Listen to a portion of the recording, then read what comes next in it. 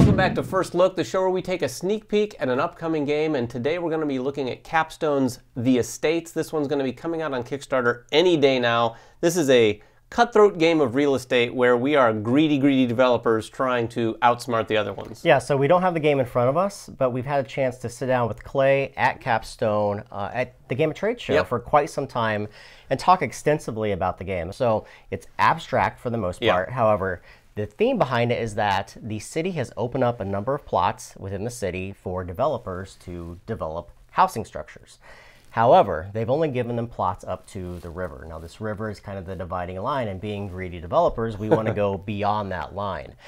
Now, the game uses an auction bidding mechanic in it. However, it has a closed economy, which is something we love, and we love the bidding structure within this game.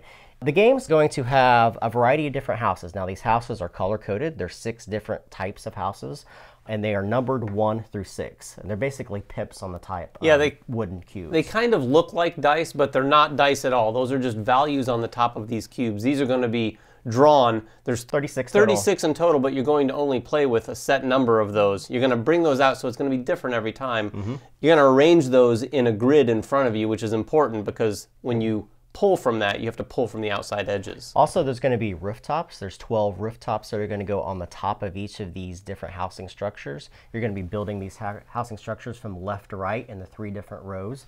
There's also a mayor. The mayor's going to sit outside of one of those rows and either, well, he will double at the end of the game the points, either in a positive or a negative fashion, depending upon which one of those rows score at the end of the game.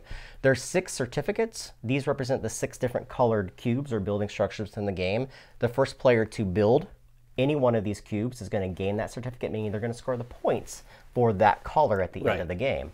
Also, there's going to be cancel cubes that allow you to kind of cancel building permits that will allow you to extend beyond this river. Yeah, the building permits are really cool because, like Jeremy said, you can use those to extend out from where we're supposed to be developing. Like we said earlier, we're only supposed to develop in this area right here, but a building permit's going to allow you to develop out across the river, or in fact, you can use them to rein it in to sort of mess with your neighbor. Now, the game uses an auction bidding mechanic, which we love. Everything in the game is finite, meaning that it has a closed economy, and once you bid on something, whether it be the mayor, the cancel cubes, the permit cubes, the building structures, the roofs, once they're used, they're used. There's no shifting, no moving parts in here. So you have one chance and one chance only to bid for these. Now, the bidding within the game works like this. On the player's turn, he's simply going to point to one of the different components in front of him. Yeah, any of them. Any of them. A roof, a mayor, one of the building structures. And he's going to say, I want to gather this particular item. And then the player to his left can set that bid. Now,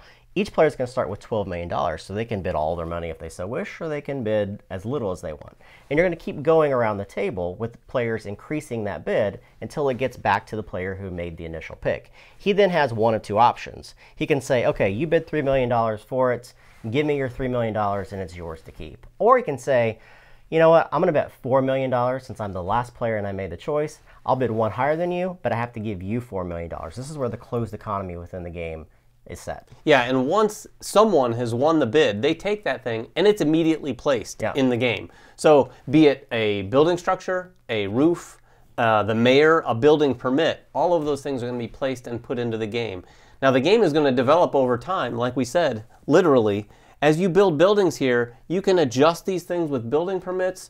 The key here is that the game is going to end once 2 of these 3 rows is complete, out to where it's allowed to be built, which is normally going to be the river. But again, if you have a building permit, it needs to be built structures with roofs all the way out to those points. The way the buildings are built, in any of the white areas that you see there, those are allowed to have one of the cubes in them. Those are basically fenced off areas.